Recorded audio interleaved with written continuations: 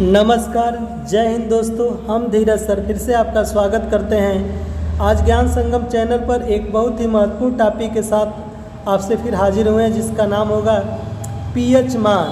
अर्थात कहने का मतलब ये है कि पीएच मान जो होता है, इसका पूरा नाम है potential of hydrogen. Potential of hydrogen अर्थात हाइड्रोजन की शक्ति मापने का पीएच मान स्केल है। पीएच स्केल जो होता है 1 से 14 तक का क्या करता है, मापन किया जाता है। आगे देखते हैं कि पीएच मान के प्रकार। पीएच मान मूलतः 2 प्रकार के होते हैं। एक होता है अम्लीय और दूसरा होता है क्षारीय। यानी 1 से लेकर 14 तक जो डायग्राम इस पर बने होते हैं खाने, तो 1 0 से लेकर 7 तक जो होते हैं वह अम्ल होते हैं, और 7 से जो 14 तक होते हैं वह हमारे क्या होते हैं, क्षार होते हैं। और जो 7 होता है वह उदासीन विलयन होता है। पीएच मान के आइए देखते हैं लक्षण क्या क्या हैं। जो पीएच मान है उसके निम्नलिखित लक्षण है। जैसे जैसे हम ताप बढ़ाते जाते हैं वैसे वैसे पीएच स्केल का मान क्या होता जाता है, कम होता जाता है। पीएच मान 0 से लेके 14 के बीच होता है। जिनकी पीएच वैल्यू 7 से कम हो या 0 हो वे क्या कहलाते हैं, अम्लीय कहलाते हैं। और जिसकी पीएच वैल्यू 7 से अधिक हो तो क्षारीय कहलाएगा। अगर 7 से 8, 9, 10, 11 टू डाट 13, 14 तक पहुंचता है तो वह सबसे ज़्यादा क्या होता है, क्षारीय होता है। पीएच मान क्या होता है, आइए पहला प्रश्न देखते हैं कि पीएच मान क्या होता है। तो हाइड्रोजन आयन सांद्रता का ऋणात्मक जो मान होता है वह पीएच मान होता है। दूसरा प्रश्न देखते हैं, पीएच मान का प्रास क्या होता है। तो 0 से लेकर 14 तक जो पीएच मान का होता है रेंज अर्थात प्रास होता है। अम्ल का पीएच मान क्या होता है, तो 0 से लेकर 7 तक अर्थात 7 से कम वाले को हम क्या कहेंगे, अम्लीय। यही 7 से लेकर 14 तक के क्या कहेंगे हम, क्षारीय। और जिनका पीएच मान केवल 7 हो उनको क्या कहेंगे, उदासीन कहेंगे। आगे देखते हैं अगले प्रश्न के तरफ कि क्षार का पीएच मान क्या होता है, 7 से अधिक होता है। अगला प्रश्न देखते हैं कि उदासीन का पीएच मान क्या होता है। तो जिनका पीएच मान 7 होता है उन्हें क्या कहते हैं, उदासीन विलयन। मानव रक्त के पीएच मान में कितना बदलने पर आदमी मर सकता है। यानी 0.2 पीएच इकाई यदि बदल दें तो वह मानव क्या हो जाएगा, एक्सपायर हो जाएगा। पीओएच पोटेंशियल ऑफ हाइड्रोजन का मान क्या होता है। ओएच आयन सांद्रता का ऋणात्मक लाग होता है, यानी माइनस लाग ओएच आयन होता है। अब हम आगे देखेंगे प्रश्न को कि नींबू के रस का पीएच मान क्या होता है। तो जो नींबू के रस होते हैं उसका पीएच मान 2 क्या होता है, 4। जो गाना सुने आप, नेबुआ 2-4 गो मिर्ची अर्थात 2.4। अगला प्रश्न है कि हम तुम्हारे मार के छक्के छुड़ा देंगे। मानव रक्त का पीएच मान क्या होगा, 7.4 होता है।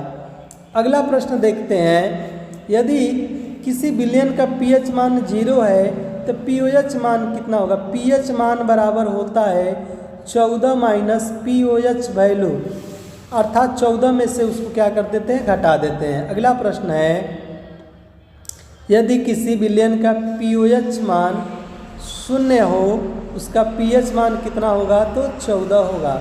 अगला प्रश्न है, पीएच मान और पीओएच मान में क्या संबंध होता है। तो जो पीएच मान होता है बराबर होता है 14 में से पीओएच वैल्यू जो घटा देते हैं।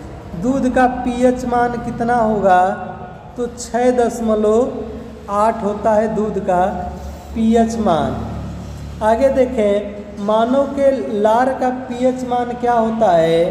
तो मानव के लार का जो पीएच मान होता है वो होता है 6.5 से लेकर 7 तक का 7.5 ये मानव के लार का पीएच मान होता है।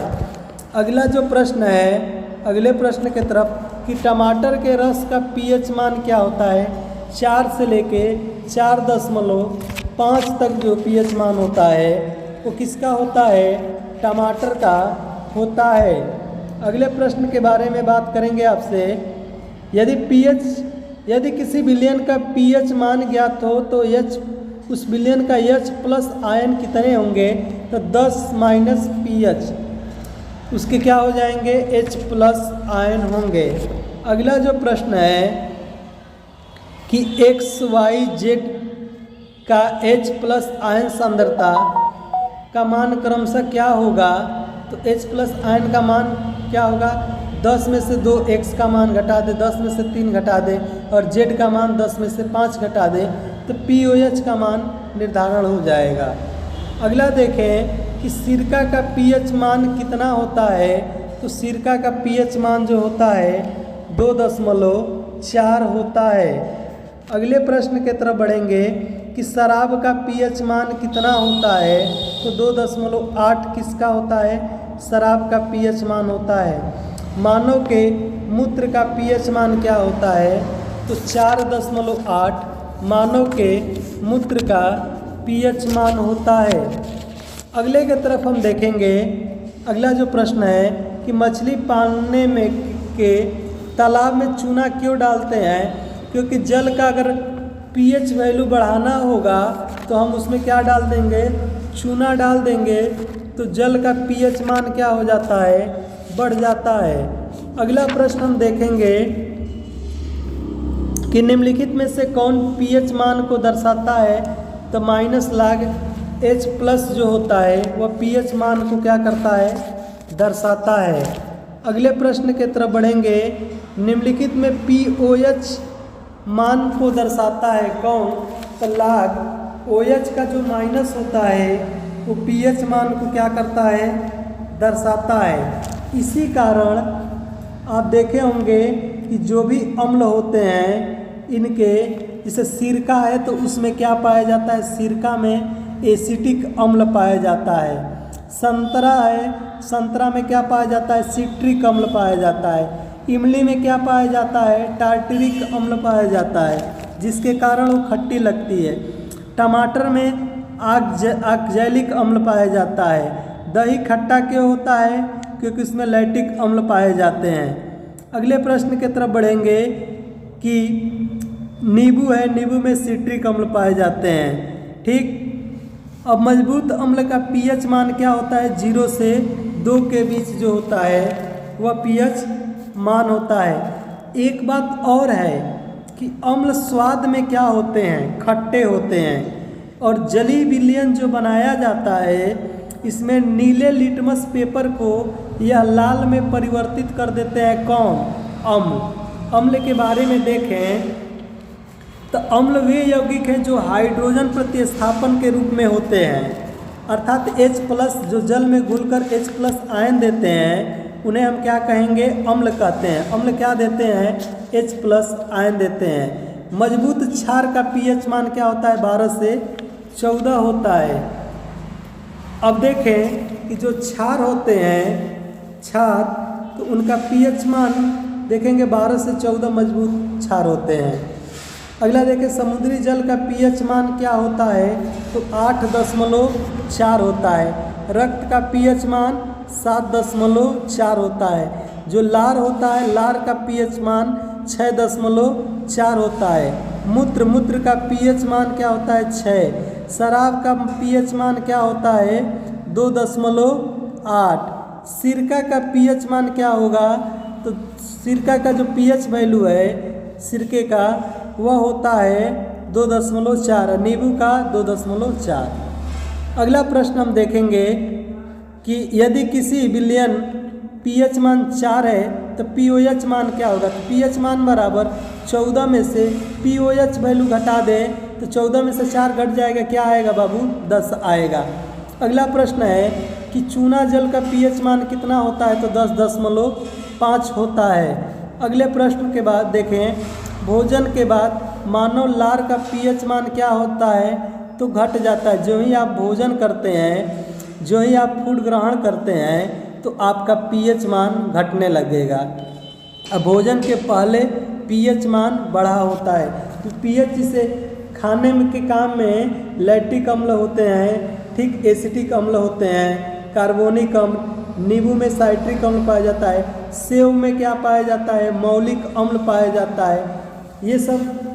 ये सब अम्ल के रूप में होते हैं। अगला प्रश्न है, निम्नलिखित में से किस क्षेत्र में पीएच मान का महत्व नहीं है?